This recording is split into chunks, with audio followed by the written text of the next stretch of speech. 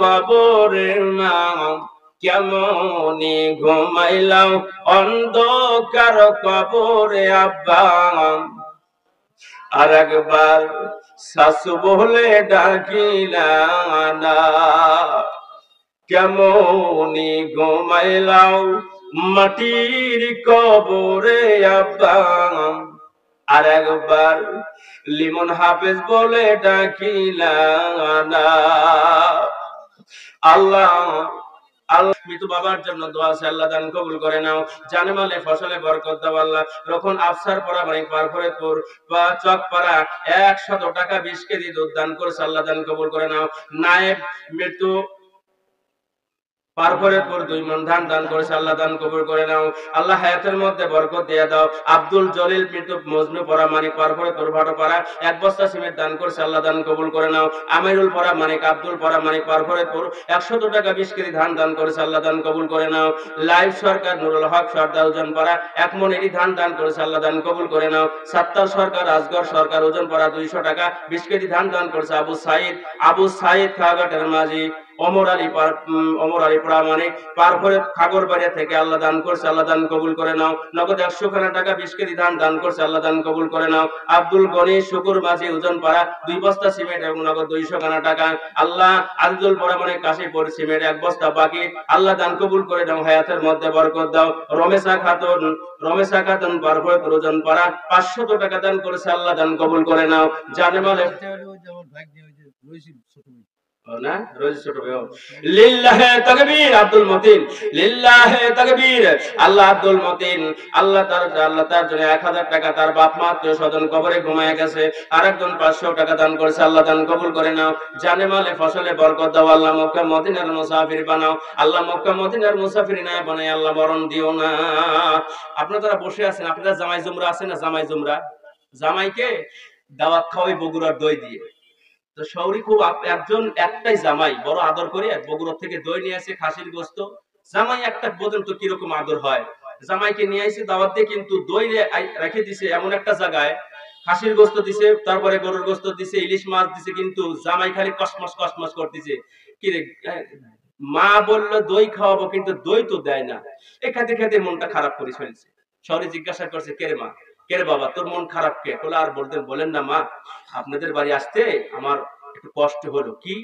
বলে একটা সাপে আমাকে ধাওয়া করছিল তো তাই নাকি কত বড় সাপটা কত বড় ও বাবা কত বড় এখান থেকে ওই দই খুঁটি চিন্তা করছে আল্লাহ সর্বনাশ জামাইকে দই খাওয়াই নেই হায় হায় হায় এত অন্যায় করে ফেলছি আসলে এটা একটা কৌশল করে দইটা খাবে জামাই আসলে আপনার কিছু নয় তাই না আপনাদের বলতেছি আপনাদের হয়তো মনে নাই আপনারা এই সাপের মতন এই দইয়ের মতন আপনাদের মনে নাই দান খয়রাতের কথা ভুলে গেছেন বাপ মা দুনিয়া থেকে চলে গেছেন লান তানালুল বিররা হাত্তা তুনফিকু মিম্মা তুহিব্বুন আপনাকে ভুলে গেছেন দানের কথা বাপ মা আত্মীয় স্বজন যারা কবরে ঘুমায় গেছেন দানের দ্বারায় আল্লাহ তাআলা বাপ মার কবর আযাবকে আল্লাহ তাআলা maaf করে দিয়ে ভুল করবেন না একটা মানুষও ভুল করবেন না খবরদার বাপ মা আত্মীয় স্বজন যারা কবরে ঘুমায় গেছেন আল্লাহ তাআলা কবর আযাবকে maaf করে দেন কারণ যেদিন আমি মাটি নিচে চলে যাব আমার এই গতি হবে আমার সন্তানরা দান খয়রাত করবে না সব হারায় ফেলবে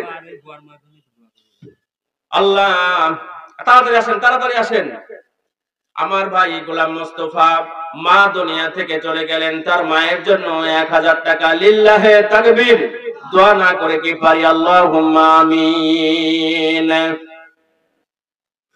এত আদর করিয়া বানাইলা তুমি আল্লাহ মানুষ রে কেমনে দিবা জাহান্নামে ফেলিয়া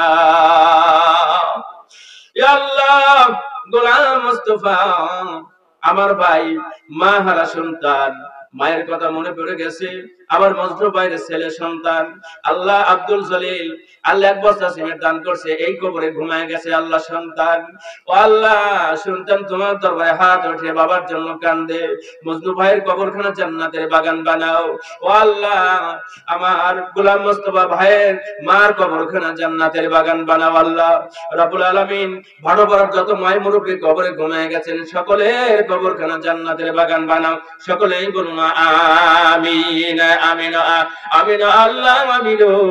দানকারীর জন্য আল্লাহ তুমি হও জান্নাতের জামিন। মঞ্জুর রহমান ইদ্রিস আলী খা ওজন পাড়া 2 বস্তা সিমেন্ট, 1 মণ রসুন, 10 কেজি পেঁয়াজ, নগদ 500 টাকা। লিল্লাহে তাকবীর, নারায়ে তাকবীর। আল্লাহ মঞ্জুর রহমানের দান তুমি কবুল করে নাও, হায়াতের মধ্যে বরকত দিয়ে দাও। আত্মীয় স্বজন ও আচ্ছা হারা গেছে, আহারে পিতার সন্তান এখনো পাওয়া যায়নি, আল্লাহ পিতাকে তুমি সন্তান মিলিয়ে দাও। ও আল্লাহ আত্মীয় স্বজন যারা কবরে ঘুমায় আছে, কবর গুলো তুমি রিয়াজুল জান্নাতের বাগান বানায়া দাও। নদীর পথে নৌকা চালাও হে মাঝি ভাই, বেলা ডোবার আগে আমি উপর যেতে চাই। ডুবে গেলে বেলা রে আর ওঠে না, ভেঙে গেলে মেলা রে আর জমে না। মনিরুল শাশুড়ির জন্য ওনার জন্য 300 টাকা, সভাপতি 800 টাকা দান করেছে, আল্লাহ দান কবুল করে নাও, হায়াতের মধ্যে বরকত দিয়ে দাও। আল্লাহ বাবা মার কবরগুলো জান্নাতের বাগান বানায় দাও। আত্মীয় স্বজন যে যেখানে কবরে ঘুমায় গেছে, আল্লাহ কবরগুলো রিয়াজুল জান্নাতের বাগান বানায় দাও। আল্লাহ আল্লাহ যেই নিয়তে দান করছে মনের আশাকে পুরা করে দাও। আসমানি বালা থেকে জমিনি বালা থেকে আল্লাহ হেফাজত করেন, সকলেই বলুন আমিন। আল্লাহর নবীর জামাতা নাম হলো উসমান গনি রাদিয়াল্লাহু তাআলা আনহু। কবরের পাশে যখন যাইতেন তখন উনি কাঁদতেন। সাথীরা জিজ্ঞাসা করলো, আপনি জাহান্নাম জান্নাতের আলোচনায় এত কাঁদেন না, কিন্তু কবর দেখে এত কাঁদেন কারণ কি? কারণটা কি? কবরের চেহারা তো আপনি দেখছেনই, যারা মানুষ নামাইছেন দেখছেন তো, যারা মাটি দিয়েছেন দেখছেন তো, ডানে যাবা বামে অতটুক জায়গা, পিছনে সামনে তো দেখতেছেন খালি কাবারি আর কাবারি, মাটির চাপা দিয়ে রেখে চলে যায় অনন্তকালের জন্য।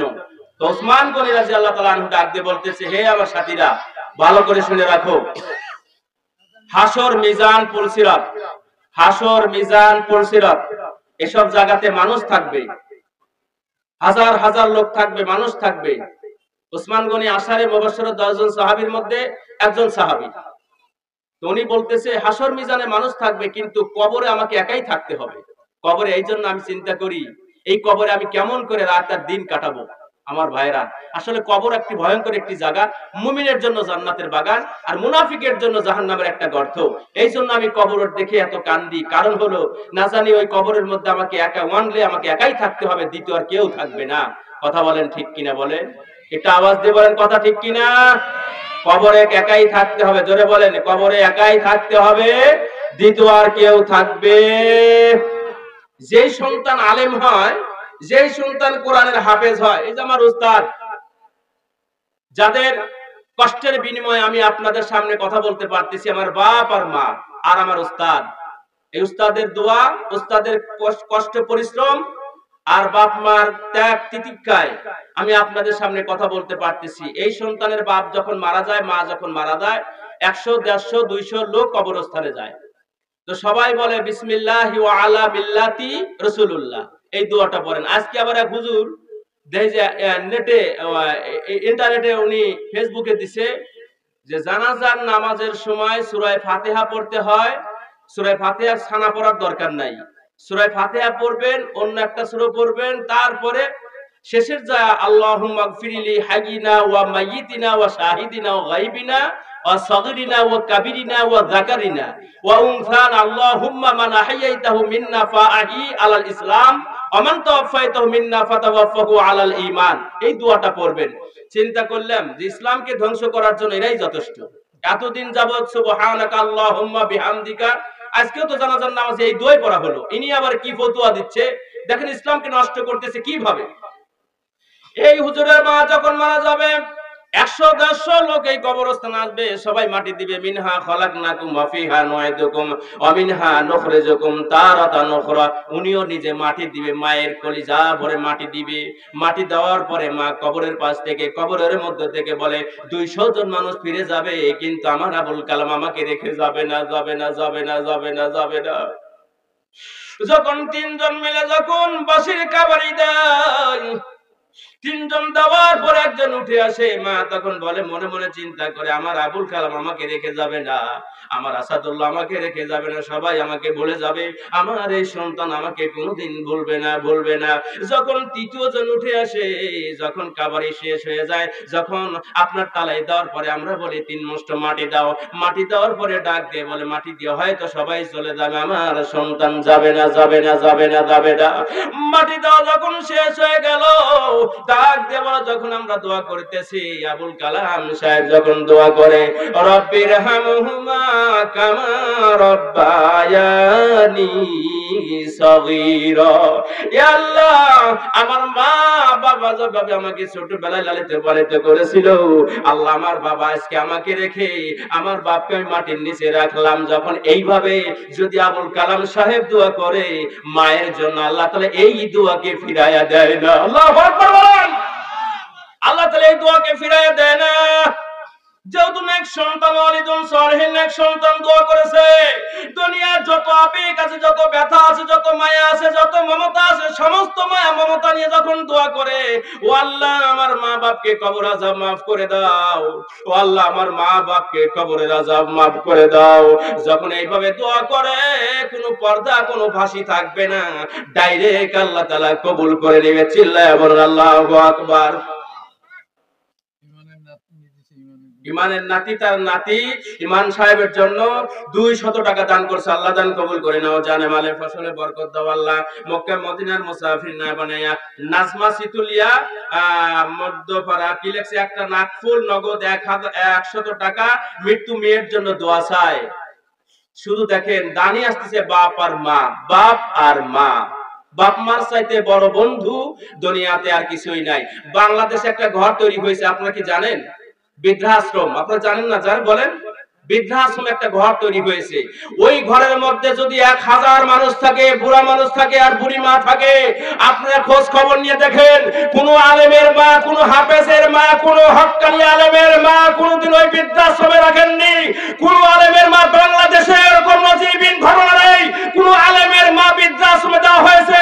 সবগুলো মা বাবা হলো ও বড় বড় অফিসারের মা বৃদ্ধাশ্রমে রেখে আছে। কথা বলুন ঠিক কিনা?